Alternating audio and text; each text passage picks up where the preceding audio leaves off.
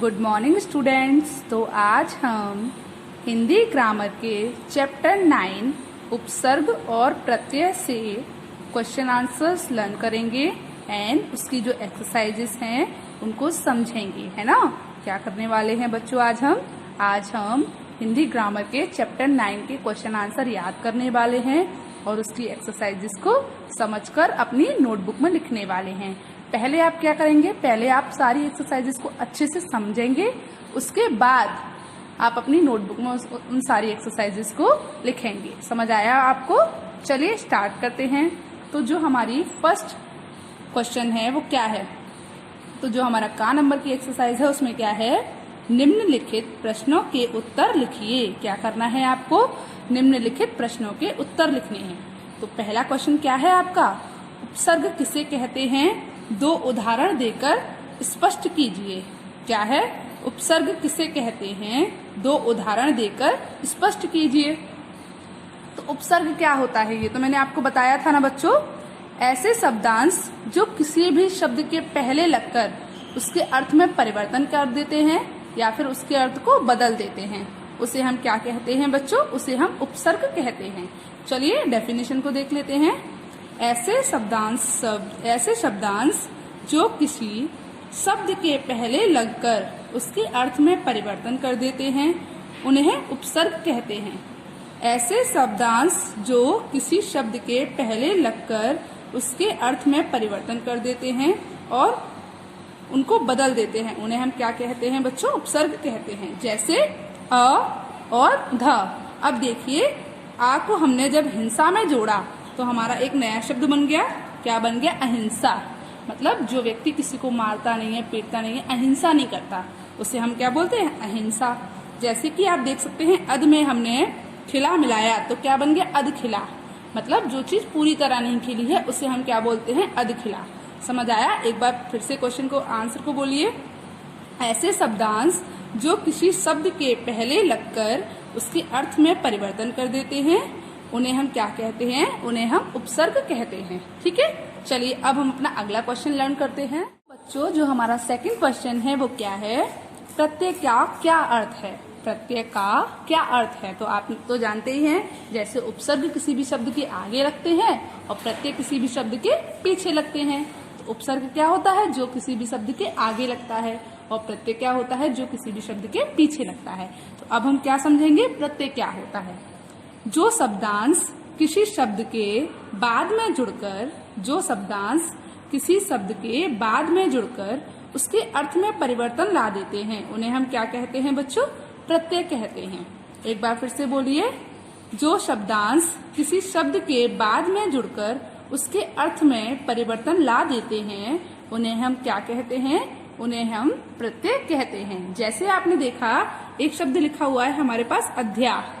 क्या लिखा हुआ है बच्चों, अध्यापक। उसके अंदर हमने इका जोड़ा तो हमारा एक नया शब्द बन गया। क्या बन गया बताइए मुझे, अध्यापिका। तो अध्यापक हमारा मूल शब्द है और इका क्या है, एक प्रत्यय है ना। अध्यापक हमारा मूल शब्द है और इका प्रत्यय है, मतलब शब्दांश है। तो जब हमने अध्यापक में इका जोड़ा तो हमारा एक नया शब्द तैयार हुआ, कौन सा, अध्यापिका, है ना। ऐसे ही जब हमने सुंदर में ता जोड़ा तो हमारा एक नया शब्द बन गया। क्या बन गया, सुंदरता। तो इसमें ये इका प्रत्यय जोड़ा, इसमें हमने ता प्रत्यय जोड़ा। तो जब हम किसी भी शब्द, मतलब जब हम कोई भी शब्दांश किसी शब्द के बाद में जोड़ देते हैं तो और उससे हमारा जो शब्द होता है उससे एक नया शब्द बन जाता है या फिर उसके अर्थ में परिवर्तन हो जाता है, उसे हम क्या बोलते हैं बच्चों, प्रत्यय बोलते हैं। एक बार फिर से पूरी डेफिनेशन को बोलिए। जो शब्दांश किसी शब्द के बाद में जुड़कर उसके अर्थ में परिवर्तन ला देते हैं उन्हें हम प्रत्यय कहते हैं, है ना। जैसे एग्जाम्पल, अध्यापिका, सुंदरता, है ना। चलिए अब आप अगला क्वेश्चन देखिए। तो बच्चों हमारी सेकंड एक्सरसाइज क्या है, निम्नलिखित उपसर्गों का अर्थ लिखिए और उनसे 3-3 शब्द बनाइए। तो हमें क्या लिखना है, पहले जो हमारे उपसर्ग दिए हैं हमें उनके अर्थ लिखने हैं और उसके बाद उनसे क्या करना है, 3-3 शब्द बनाने हैं। जैसे कि आप जानते हैं, अध का मतलब क्या होता है बच्चों, अर्थ क्या होता है, आधा। अध का अर्थ क्या होता है? आधा। और उससे हमने जो 3 शब्द बनाए हैं वो कौन कौन से बनाए हैं? अधमरा, अधपका, अधकचरा। अधमरा आप जानते हो, जो आधा मरा हुआ। अधपका मतलब आधा पका हुआ। अधकचरा मतलब आधा कच्चा। समझ आया? चलिए अगला देखिए। तो जो सेकंड वर्ड है हमारा वो है अप। और अप का अर्थ क्या होता है? बुरा। अप का अर्थ क्या होता है बच्चों? बुरा। अपमान मतलब बुरा मान। हम किसी का साथ अच्छा नहीं व्यवहार करते हैं, उनका मान नहीं करते तो वो अपमान होता है। अपशब्द मतलब बुरे शब्द कहना किसी को। अपहरण, तो अप का मतलब होता है बुरा। और उससे हमने कौन से 3 शब्द बनाए? अपमान, अपशब्द, अपहरण। चलिए अब हम थर्ड वाला देखते हैं। तो थर्ड नंबर पर जो हमारा है उपसर्ग वो क्या है? अति। अति का मतलब क्या होता है? बहुत। अति मतलब बहुत। किसी भी चीज की अति अच्छी नहीं होती। कहते हैं ना कभी कभी किसी भी चीज की अति अच्छी नहीं होती, मतलब किसी भी काम को ज्यादा करना अच्छा नहीं होता। चलिए, तो अति का मतलब होता है बहुत। जैसे अतिरिक्त, अति प्रिय, अतिक्रम। तो इन सब में भी हमने क्या जोड़ा बच्चों? रिक्त, मतलब अधिक जगह खाली है हमारे पास, बहुत जगह खाली है। अतिरिक्त, इसके अतिरिक्त, इसके अलावा भी होता है ना अतिरिक्त। अति प्रिय मतलब बहुत प्यारा, है ना। तो अति का मतलब बहुत। और उससे जो हमने 3 शब्दों का निर्माण किया, 3 शब्द बनाए, वो कौन कौन से बनाए? अतिरिक्त, अति प्रिय, अतिक्रम। चलिए उसके बाद जो हमारा 4th नंबर का जो शब्द है, सॉरी उपसर्ग जो है 4th नंबर का, वो क्या है? परि। और परि का मतलब क्या होता है? चारों ओर। परि का मतलब क्या होता है बच्चों? चारों ओर, है ना। तो इससे हमने कौन कौन से शब्द बनाए हैं? परिवर्तन, परिश्रम, परिक्रमा। कौन कौन से बनाए हैं? परिवर्तन, परिश्रम, परिक्रमा, है ना। परिक्रमा क्या बनाया है? परिक्रमा। चलिए 5th नंबर का जो हमारा शब्द है वो क्या है? सु। और सु का अर्थ क्या होता है? अच्छा। सु का अर्थ क्या होता है बच्चों? अच्छा। सुअवसर, सुपात्र, सुपुत्र मतलब अच्छा बेटा। पुत्र का मतलब तो आप जानते हो ना क्या होता है? बेटा। और सु मतलब अच्छा, सुपुत्र अच्छा बेटा। तो कौन कौन से शब्द बन गए? सुअवसर, सुपात्र और सुपुत्र। सा जोड़ने के बाद हमारे 3 शब्द हमने बनाए। चलिए अब हम अपनी अगली एक्सरसाइज देखते हैं। तो अगली एक्सरसाइज क्या है हमारी? तो बच्चों जो हमारी गा नंबर की एक्सरसाइज है वो क्या है देखते हैं। निम्नलिखित शब्दों में उपसर्ग और मूल शब्दों को अलग अलग लिखिए। आपको यहाँ कुछ शब्द दिए हैं, आपको क्या करना है? उनमें से जो उसका उपसर्ग है उसे अलग करना है और उसमें से जो उसका मूल शब्द है उसे अलग करना है। जैसे आप देख सकते हैं हमारा पहला शब्द जो है वो है अहिंसा। अहिंसा में जो उपसर्ग है वो क्या है बच्चों? आ। और उसका जो मूल शब्द है वो क्या है? हिंसा। तो अहिंसा। चलिए अगला देखिए। अगला है कुपात्र। तो कुपात्र में जो हमारा वो है उपसर्ग है वो क्या है? कु। और हमारा मूल शब्द क्या है बच्चों? पात्र। उपसर्ग तो है कु और हमारा मूल शब्द है पात्र। कुपात्र मतलब अच्छा, बुरा पात्र मतलब बुरा बर्तन, है ना। तो कुपात्र कु उपसर्ग है और पात्र उसका मूल शब्द है। चलिए थर्ड देखिए। थर्ड वाले में जो थर्ड शब्द है हमारा दुर्जन, ये उपसर्ग विधि से निर्माण हुआ है, पर इसमें जो उपसर्ग है वो क्या है? दुर, है ना। और जो मूल शब्द है वो क्या है? जन। उपसर्ग इसमें क्या है? दुर और मूल शब्द क्या है? जन। ठीक है, चलिए अगला शब्द देखते हैं। तो 4th नंबर का जो हमारा शब्द है वो है निहत्था। निहत्था में उपसर्ग क्या है बच्चों? नि। और मूल शब्द क्या है? हत्था। मूल शब्द क्या है? हत्था। उपसर्ग है नी और मूल शब्द क्या है? हत्था। इससे कौन सा शब्द बना बच्चों? निहत्था। निहत्था में उपसर्ग क्या है? नी और मूल शब्द है हत्था। उपसर्ग क्या बना? निहत्था। ठीक है, निहत्था मतलब बिना हथियार वाला, निहत्था। चलिए उसके बाद जो हमारा 5th नंबर का शब्द है वो क्या है? जो 5th नंबर का शब्द है वो क्या है? सुअवसर। तो सुअवसर में सु क्या है? हमारा उपसर्ग है और अवसर क्या है? मूल शब्द है।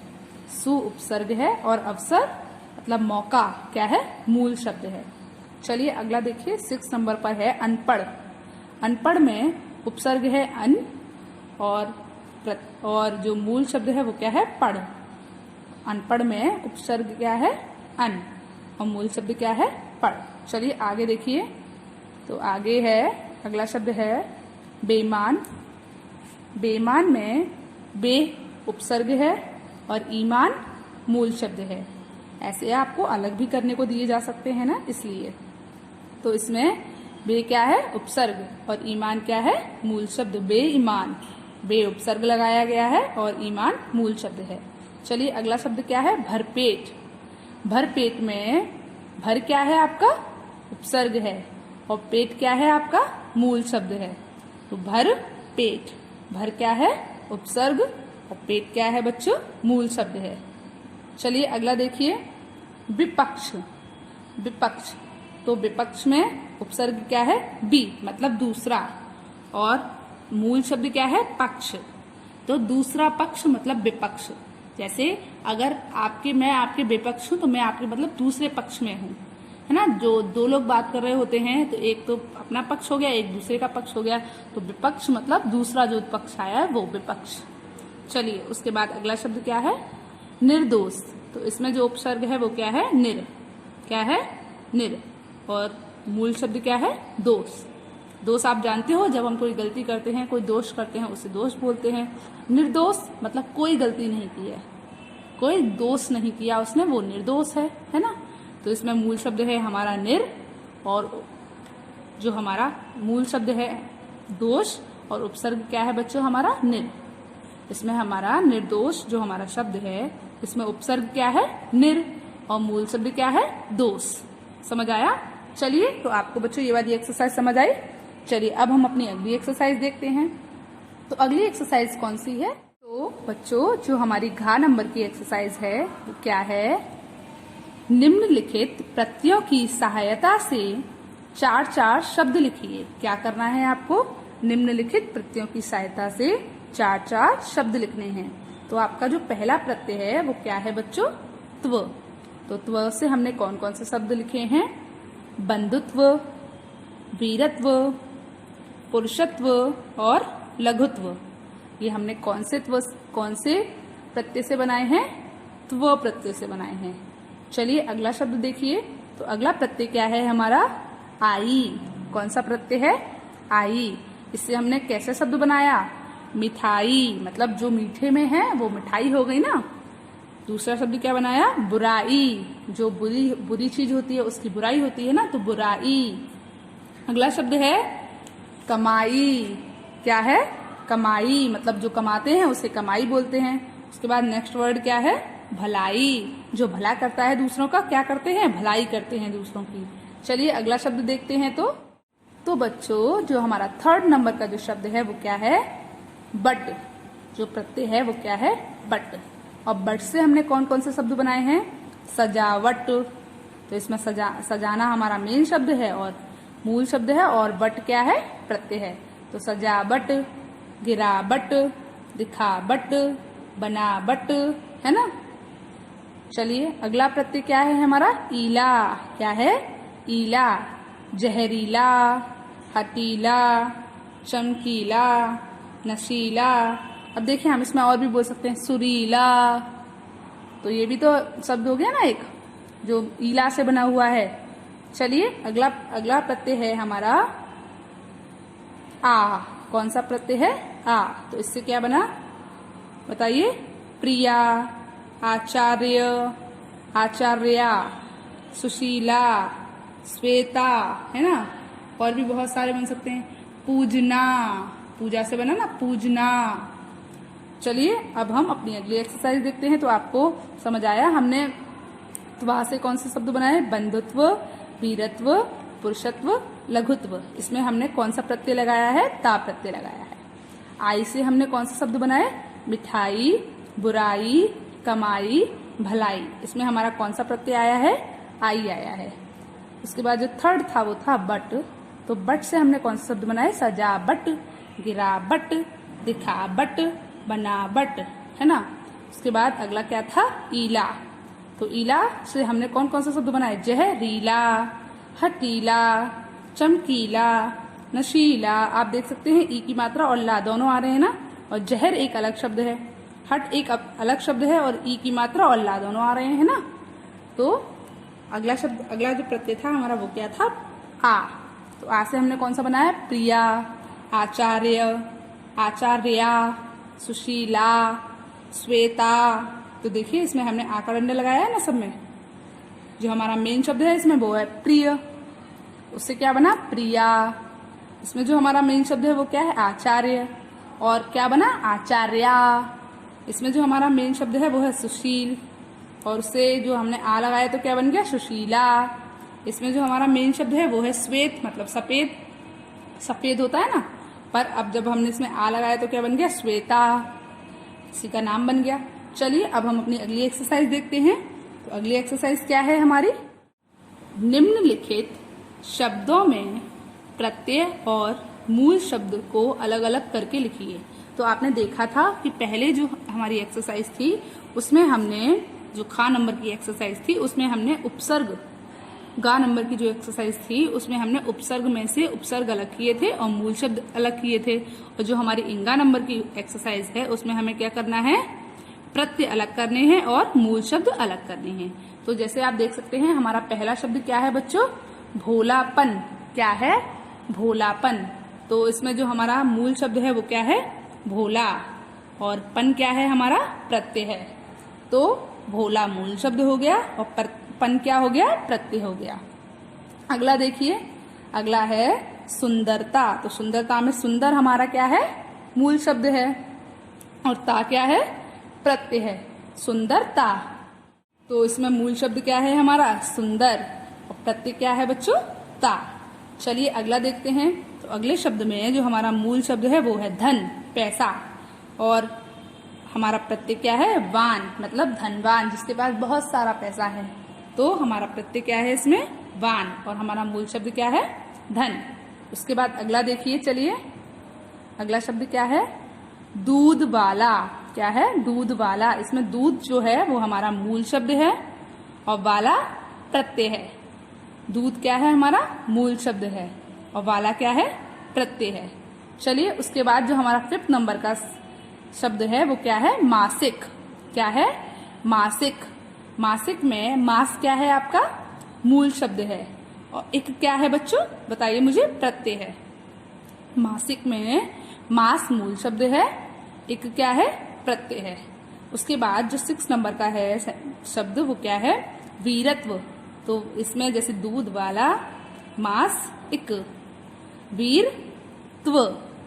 तो इसमें जो हमारा मूल शब्द है वो है वीर, और त्व हमारा प्रत्यय है। मूल शब्द क्या है?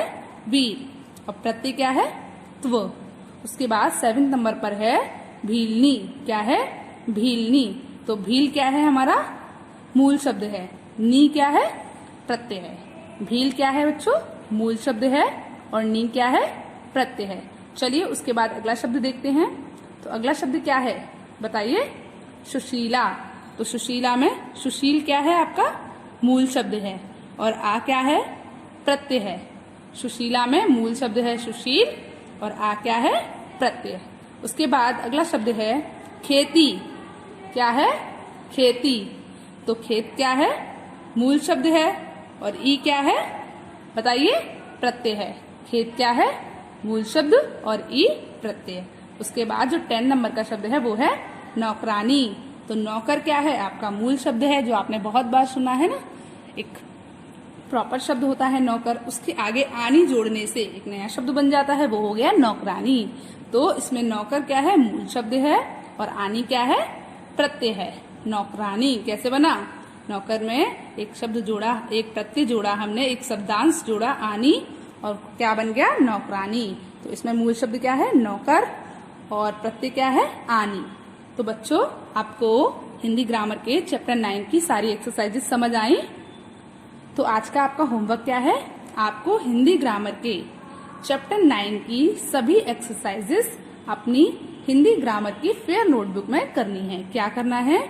आपको हिंदी ग्रामर की सभी एक्सरसाइजेस अपनी हिंदी ग्रामर की फेयर नोटबुक में करनी है, और जो आपको क्वेश्चन आंसर कराए हैं वो आपको लिखने भी हैं और याद भी करने हैं। समझ आया? चलिए गुड बाय।